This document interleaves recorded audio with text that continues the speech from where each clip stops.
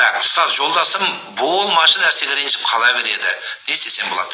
Сол болмашы нәрсені жасамашы сен. Сол ренжімейді, өзі жақсы болады. Ол сондай өнді. Еркек өзі сондай нәзік, сондай жүрегі қыздардың ішінде өскен екен, сенің күйеуің енді 5 қыздың ішінде жалғыз бала болған. Сол ештеңе етпейді. Не істейсің? Сондай күйеу саған, сондай папалса күйеуің. Енді сен де соған қарап, жүрегіне қарап, болмайды нәрсе сөйлеме сен. Или вообще сөйлеме, жақсы болады. Бүйтіп бетіне қарап, алақанына сол сенің күйеуің, сенің бақытың сол. Билей бер постоянно, күле бер, соған әңгіме айт, соң қояды, ол да үйренеді. Ол адамсы. Зина жасаған адам қалай тілесе болады? Алла мені кешір дейсің. Ол қызға қайта барып жүрме. Қайта барсаң тағы қайта жасап жібересің повторно. Жоқ, олай емес. Сен жаным, Құдай мені кешір деп айт. Болды. Бармауға жаңғырай.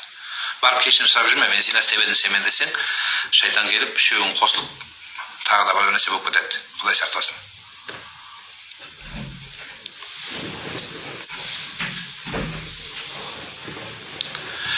Халықтың жағдайы жақсы ғой, жақсы болмаса кафе, ресторандар толы бол. Жоқ жаным. Кафеге бару бұл елдің показателі емес, мен сізге айтайын. Ресторанның толы болу ол показатель емес. Ол белгілі бір проценті ғана жақсы. Бәрі солай болсын. Бүкіл қазақ ресторан енді осы санамызды оятып, талпынып, белімізді буып, ары қарай еңбектенуге келу керек.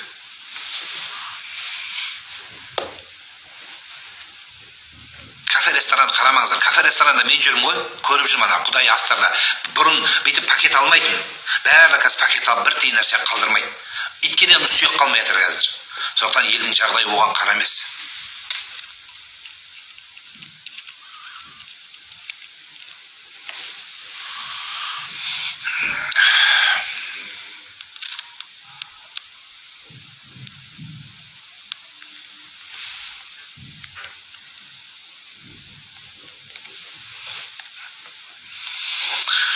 Екінші әйел туралы не айтасыз дейді. Бірінші әйелді қарық қып ал.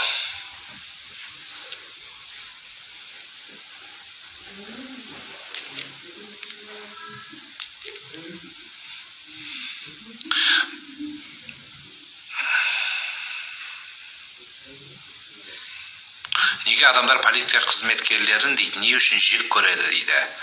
Барлық адам бірдей емес қой дейді. Енді әртүрлі адам бар жан. Біреуді жек көргеннен біресе өзгермейді. Сізді үйде жақтырмауы мүмкін, сізді ұнатпауы мүмкін. Әркім өз үшін жасап. Бірақ айтайын дегенім, жаның қиналғанда, басыңа проблема түскенде сол кісілерге жалынасыз бәрібір. Әмеңгерлік қазақ дәстүрі бар дүние, бірақ бүгінгі таңда ол әмеңгерлік келе бермейді. Қазіргілердің баланы сақтау, келінді жесірді көтеру емес, қазір жағдайда дүниеге ие болып қалды деген әңгіме. Мен сіздерге айтып берейін.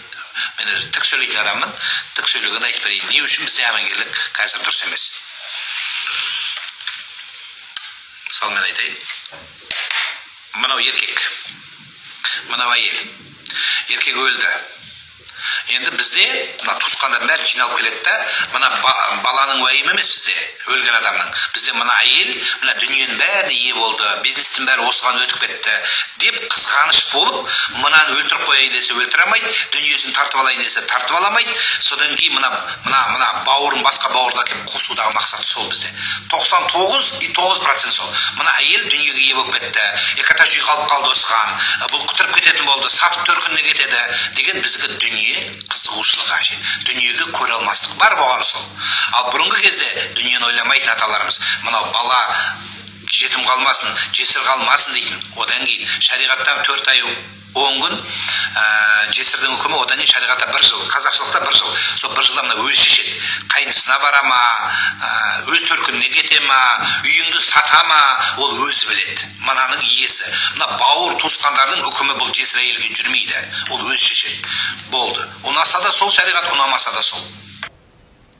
Подписаться дегенді басып қойыңыздар. Алла разы болсын.